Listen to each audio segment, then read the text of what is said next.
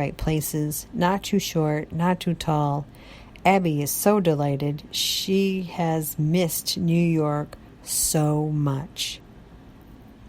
Tim, in a southern accent, hello, I can help out shoveling the parking space if you like.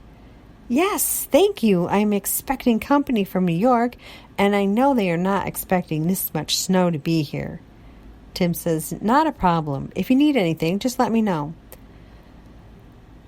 Oh, yes, Abby says to herself, I definitely will. A month later, Abby has been watching Tim from her window, wondering if he's single or not. She decides to think of an excuse to talk to him. Abby knocks on his door, and sleepily, Tim answers.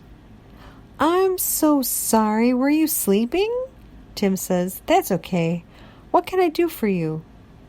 I have a chair that needs repair. Would you happen to have a screw gun? Tim's like, sure, just a moment, I'll get it. He puts on his white sneakers and goes to his work van and gets the screw gun, even though she has no intent of using it.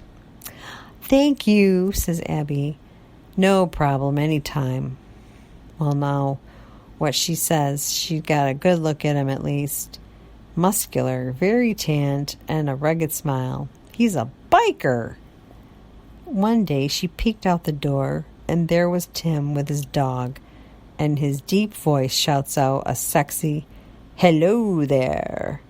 Abby's heart jumps, and chills run through her body. All these warm feelings were rushing through her body. Abby decides to go for a walk and make conversation with Tim. Tim says, would you like to come in and watch TV? Abby, thinking how gullible she is. Yes, that would be great.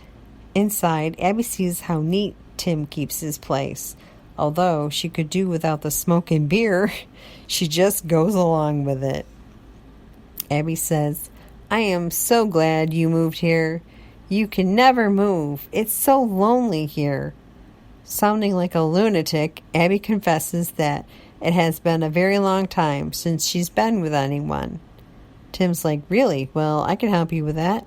Just understand, it isn't serious if we do this. It could be, maybe down the road, but understand, it isn't serious. Abby agrees, and to her surprise, Tim leans in and kisses her, and they continue to make out, and suddenly her phone is on the table, glowing on silent mode, but she doesn't notice because she's so nervous and excited to finally be with someone. Tim says, and this, my dear, is how love is supposed to feel. Tim gets up and leaves the room. Abby leans over and looks at her phone. To her surprise, she sees it's Jake. You have got to be kidding me. Unbelievable, she's thinking. And every night after that, she looks at her phone from Tim's, and it's Jake. He texts or calls her in the morning or at 11 p.m., and sometimes she isn't answering because she's with Tim. Tim did a lot around Abby's apartment, fixing things, repairing furniture, took her for rides on the Harley motorcycle, which was awesome except for the helmet part that didn't cover her mouth. How does one breathe? She exclaims. The one day she did answer the phone, Jake decides to tell Abby what happened to him. Jake says, I feel funny telling you this because I know you were kind of in love with me.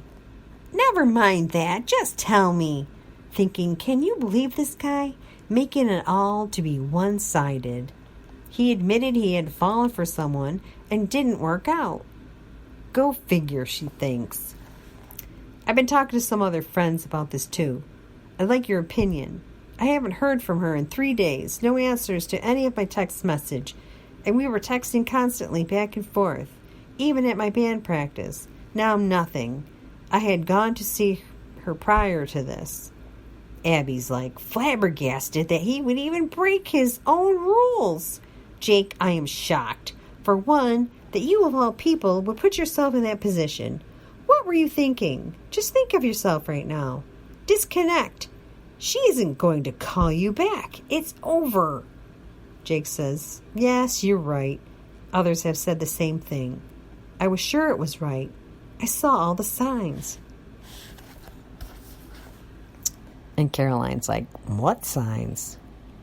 Jake explained the sign he had happened to read in the Bible. That was the name of the street this woman lived on, and that he thought he was meant to follow this, and that he was moving out of the house and into his own apartment. Abby had no idea what this was going to mean for her in the future. Now that Jake's heart has hardened, will he ever be able to trust again? The fling with Tim lasted a month, and then it was over. He moved in with his ex-girlfriend, and here Abby is, in the realm of nothing to win and nothing to lose. Abby awakes at 6:20 a.m. and hears from her friend Caroline. Abby, this is the life. Abby says, yeah, I wish it could always be this way. Caroline says, you've been ignoring me, remember? Things are not always as they seem. Abby says, yes, true. I will keep that in mind. Abby is enjoying the weather and the pool at the apartment building she lives in, but she yearns for her hometown is to start living again. She has learned many lessons being gone for so long. Now it's time to test the water. Abby plans to visit back home just in time to see everyone at high school and see Jake's band play after the reunion. This beautiful sunny day, her heart pounds in her chest, waiting for the light to turn green in this heavy traffic back home. She wasn't used to all the hustle and bustle, but somehow she didn't mind it. Green light, and she anticipates what it would be like to see Jake again after all these years. She turns into the drive of his work, checks her face in the mirror, and opens the door. Walking toward the door, she sees him through the glass window, his back facing her. She pulls open the door, smiles so huge as she waits their eye contact. He hears the bell ring. As she walks in, he turns and faces her. She removes her sunglasses and their eyes meet. That look in Jake's eye. He has seen his Bella, but doesn't want to admit it to himself or her.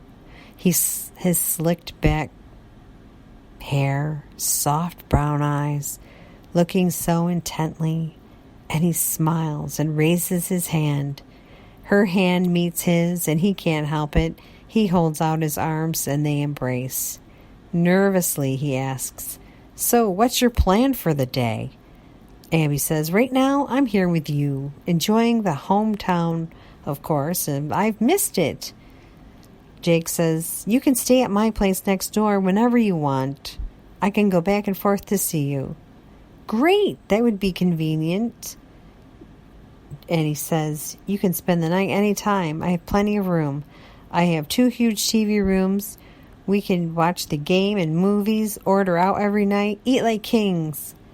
After reminiscing about Jake's devotion to keep his relationship with her platonic for the sake of someday reuniting with his lost son, Jake drew a bath with bubbles and candles for her. They watched movies and had takeout. In the morning, while working out on the treadmill, Abby looks down at the number 620 on the base and thinks how she has seen this number quite a bit lately. She showers and went back to her parents' house and stopped at the store with her dad. And not having been in the store 5 minutes, she gets a text from Deacon Jack Fox. Deacon Fox, hey there, you want to meet me for dinner tonight? I'm in town. Wow, yes, that would be great. Deacon Fox says, can I pick you up? That would be even better. We can go to the spinning wheel. Deacon Fox says, cool, whatever you want. I'll be there at 6. Abby says, okay, I'll be ready. after changing her clothes 6 times. She waits impatiently in the driveway for him. She knew he was smart, but not smart with directions. Abby has dinner with Jack, and he asks her many questions while texting on his phone.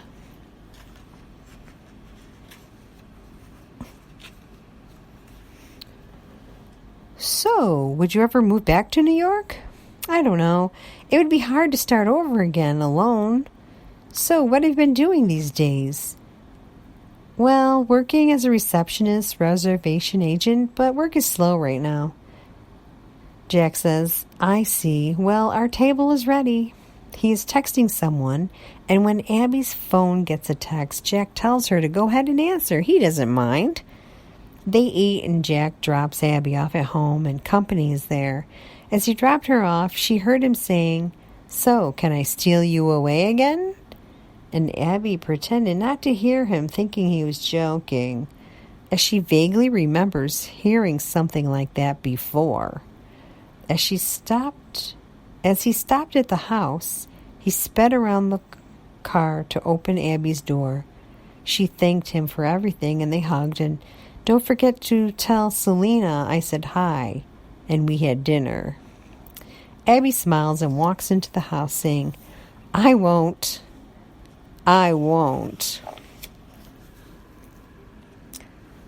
Michael, Abby's brother. Hi, where were you? I went to dinner with a friend from school. He's a deacon and he's married. What was he looking for? Sex? Ha ha ha. Abby had no idea that he would be thinking something like that. She thought, no way, Deacon Fox? Would he be thinking that? Abby texts Jake, don't forget the reunion Friday. It will be fun. Jake's like, that's right. I probably won't know anyone. I'll go, but I'm not the boyfriend. There might be some good-looking women there. Yeah, rolling her eyes. Abby gets a ride to B-Dubs, where the reunion is, and cannot wait to see her friends from school. She was so excited, she just grabbed her jacket and dashed out the door. She opens the door and walks in and greets her friends. Jake texts her, Hey, where are you? My dad gave me a ride to Buffalo Wild Wings. Great, I'll be there in a few. Meanwhile, nervous, she orders a beer and remembers what Deacon Fox said. Abby, hey, Selena, I just had dinner with Deacon Fox. Her eyes popping out. Jack Fox? Yep, he said hi. Wow, I cannot believe it. Just Jack? Yeah, he was in town, I guess, so we had dinner. After meeting up with Jake and introducing him, everyone thought they were a couple. Selena says, Are you and Jake together? Oh, no. He would go crazy if he heard you say that. After a couple of hours of meet and greet, well, it was nice seeing you all. We gotta run. Everybody says goodbye, and Abby and Jake ride together in Jake's car. Back to Jake's apartment, they cuddled together on the pull-out couch. I'll put on some music for you. Do you mind if I lay down next to you? Sure, come on. Jake kisses Abby. She snuggles next to him, running her fingers over his chest. They get very close. Abby sleeps on the couch and wonders how this would ever work out. The next morning, Abby awakes at 6:20 a.m. Abby is on the computer looking on Facebook. Jake says, I'd need 2 years before I could get serious with anyone, you know. Abby's like, that's okay.